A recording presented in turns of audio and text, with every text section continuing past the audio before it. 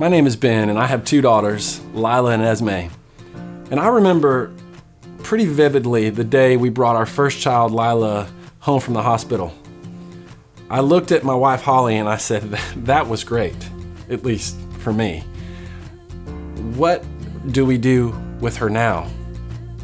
Like, it seemed insane to me that the doctors and nurses would allow Holly and us to be in charge of this person, this human's life, like indefinitely. I think the best word to describe my first impression of parenting would be overwhelming, for sure. I'm overwhelmed with love, overwhelmed with responsibility, overwhelmed with exhaustion, overwhelmed with Google searches. How to swaddle, that was my first Google search. Then I moved on to other things like how to put a baby in a doorway jumper without regretting it forever. Maybe that was just me. By the way, doorway jumpers, terrible idea. Look, parenting, it's overwhelming. I mean, some of us deal with that in different ways. We read books, we ask for the advice of a professional, we reach out to friends or family members who are a little bit down the road from us. We call our moms and say, Mom, how did you keep us alive? We read online forums, not a good idea, by the way. Don't read those. At one point, I got so desperate that I got on Pinterest. Yes, me, a male husband, got on Pinterest for parenting help. Look, there is plenty of advice out there. But then, like, even that can be overwhelming, right? I mean, the sheer volume of ideas and theories and guidelines, it's enough to make you want to quit before you even start. I've been there. I mean, every parent has probably been there. But today I want to give you one thing to focus on, just one thing to think about when it comes to raising your children. I know there's a lot that you could, but I'm just going to give you one thing. If you can get this concept, we think it will narrow the scope of your focus. And maybe over time, it'll ease some of the overwhelming feelings that we all deal with. In Deuteronomy 6, chapter 6, verses 5 through 7, Moses gives some parenting advice.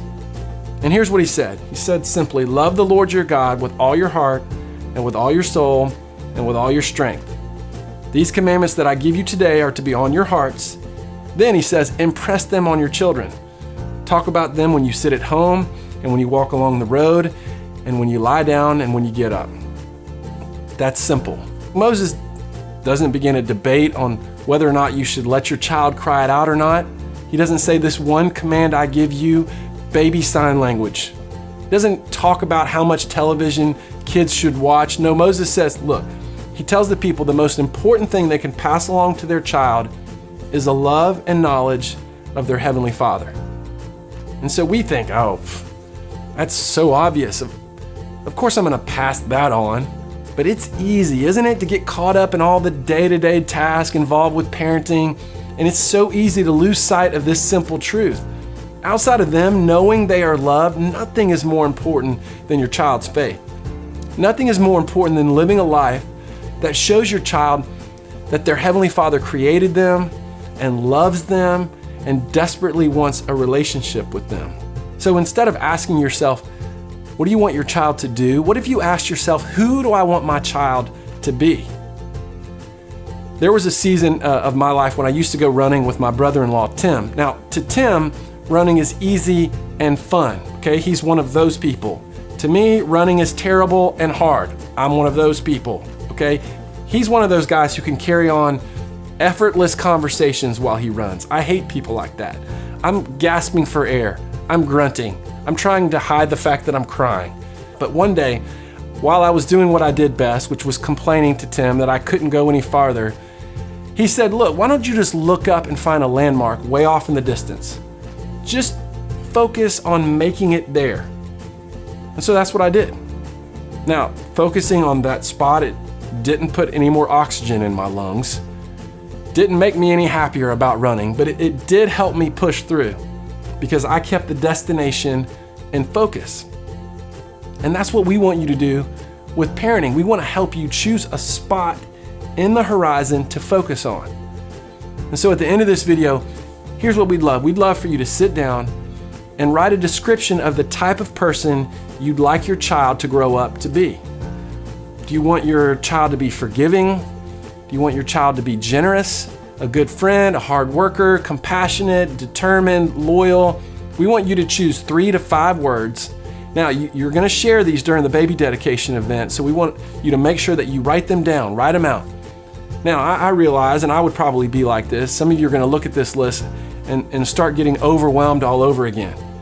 You're thinking, whoa, wait a minute. I'm just trying to get my daughter to sleep longer than 3 hours a night.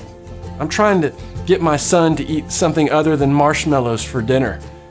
And you want me to focus on teaching them how to be compassionate? That's not what this list is. This list, it's your ultimate destination. Let your periphery take care of the little things, but let this list navigate the big moments and the big decisions. Because look, right now is important.